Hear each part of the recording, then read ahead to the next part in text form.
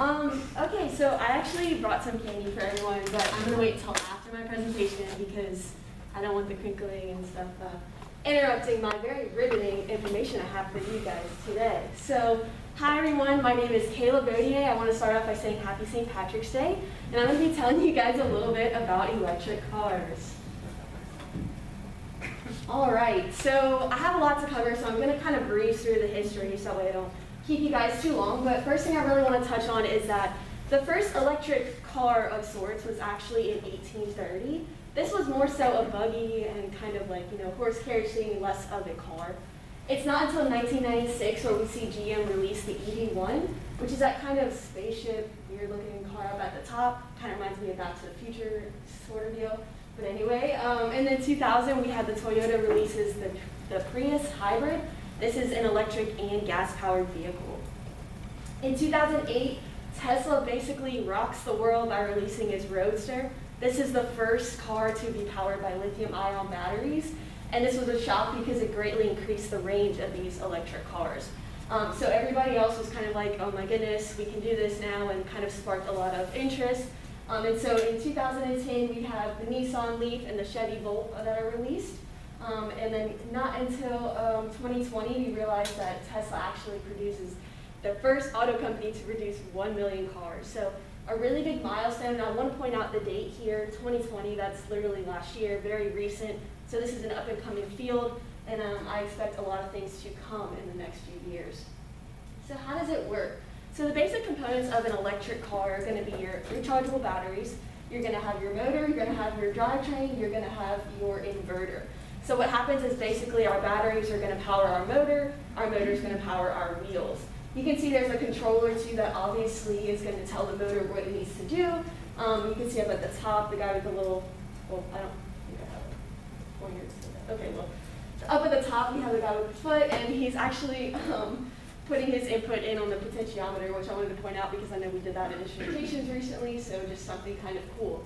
At the bottom I have a visual for my visual learners here, and I just really want to point out the braking connection. The braking is connected to the motor, obviously, which is connected with the battery. This will be important once we talk about regenerative braking. Okay, so some more detail about these rechargeable batteries that I mentioned. Right here is the Tesla battery pack. It's basically made up of these 6,000 small batteries that are meshed together in this silicone coating. You can see that they're generally laid out either at the bottom of the car, or in recent times they've actually moved them to right about here in this area behind the back seat. This is to protect the batteries and kind of make sure that, if there's an accident, that road batteries aren't flying all over the place, which does happen from time to time. So if you're like me and you're curious about stuff, you might be asking yourself, well, for these rechargeable batteries, how long do they really last? We know that degradation is a thing, so what can we expect?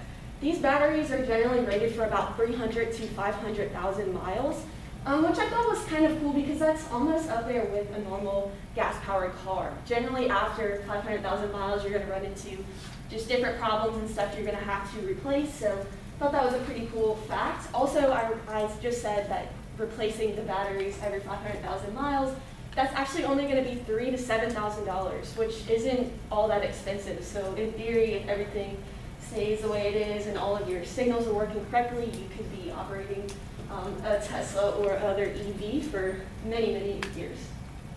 Okay, so some more info about charging. So basically, your charge is going to kind of change based on the size of your vehicle as well as the range. So our Tesla Model X is generally rated for about 300 miles on a full charge.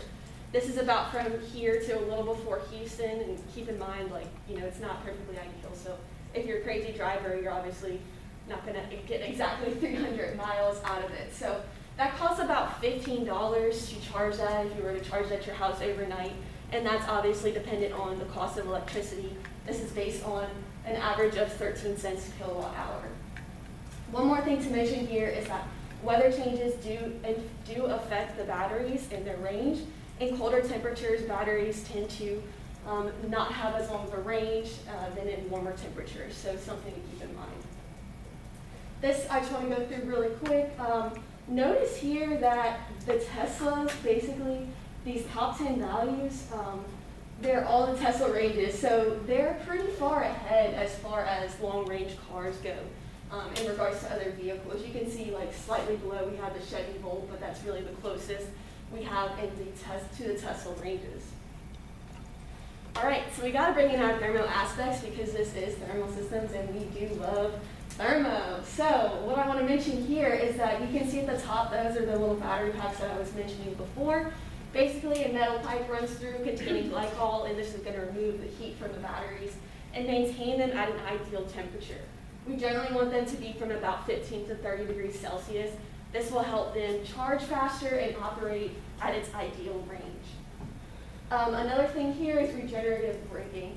So what this is basically is when you brake, it's going to convert the kinetic energy that would be dissipated as heat normally into energy that can be used by your car.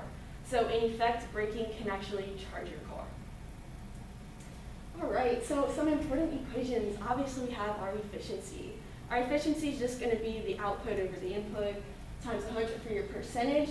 EVs actually convert 77% of their energy, which is pretty big, to be honest, when you compare it with the gas-powered cars, which are only about 12 to 30%. So I thought this was pretty cool when I was doing my presentation because I really didn't realize it was that much more efficient of a car.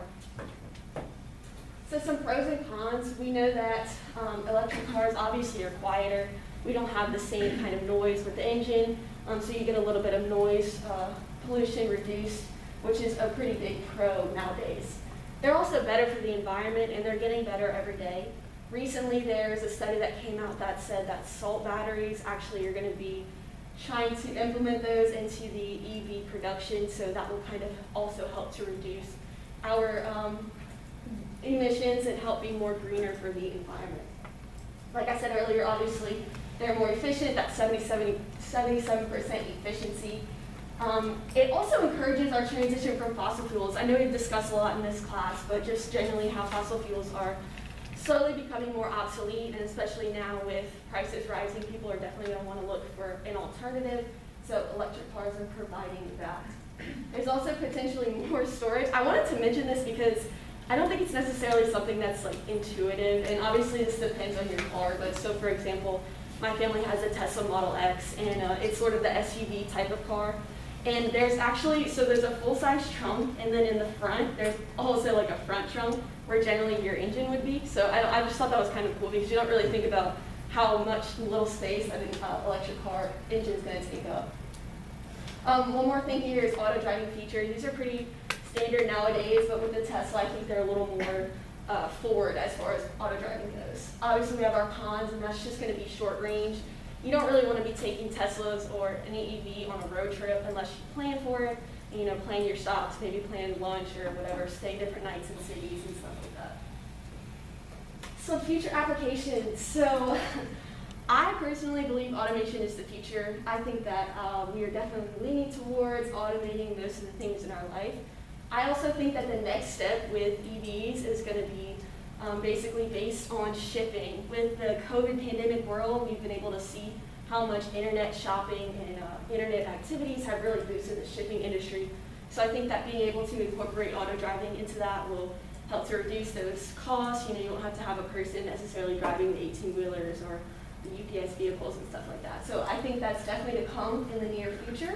And also, shout out Elon Musk because he's just a cool guy and does some cool stuff. So in the next couple of years, I hope to be working definitely on EVs and making a difference in the world, and maybe you guys will too. So yeah, that's all I have with that. Anyone have any questions?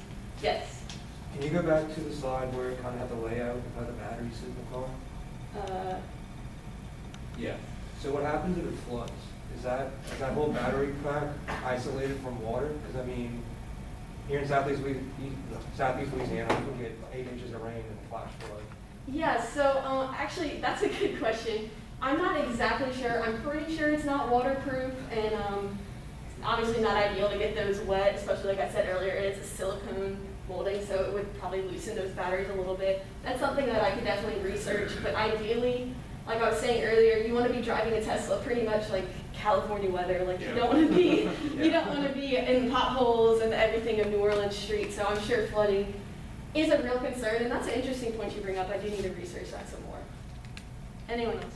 Yes. So you said 300 miles is the range on the Model X, right? Yes. Which is just less than Houston. So if I have to go home to Houston and I have a Tesla, I can't make it. Do I have to just like sleep in my car while it charges somewhere overnight, or like how long does that take?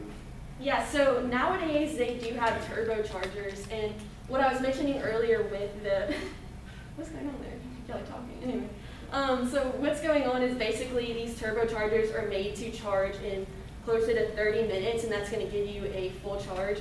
What it does basically is you when you're en route, you basically tell your Tesla, hey, like I'm headed to this charging station, and your Tesla actually starts heating up or cooling your battery down so it can take a charge as quickly as possible. So you can do the turbochargers if you find those. Now those aren't always available. You will run into just the regular chargers. I think we have one in our parking lot here in PFT.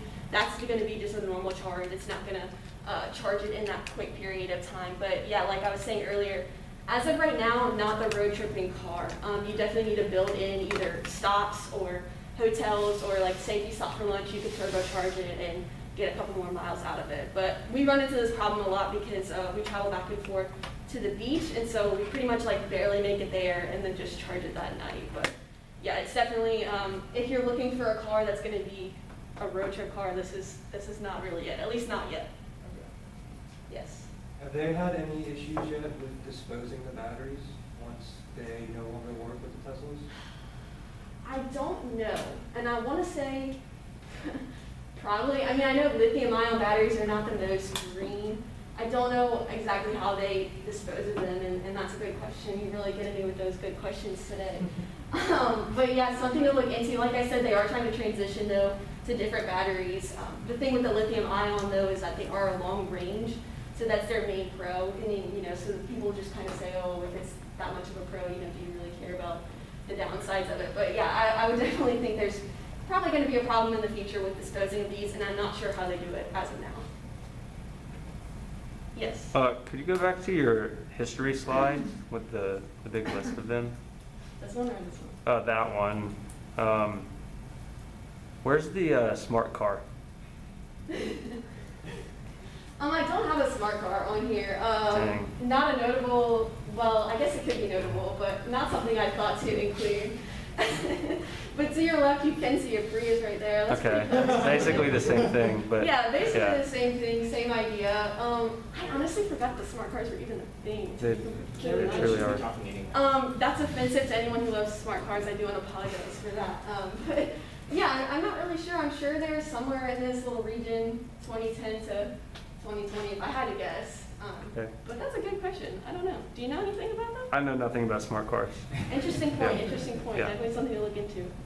Yes. So like when you take a trip to Florida, how many charging stations are between here and Florida? So okay, that's a good. So Tesla. What's up, Dan? Oh, I'm done. Yeah. Okay. I'll answer your The question. question size is too much for her, I guess. All Please. right, I'll look it up. Yeah, you're like grilling me. Jeez. I'm just trying to get you. Colin, you like the- Thank you all so much.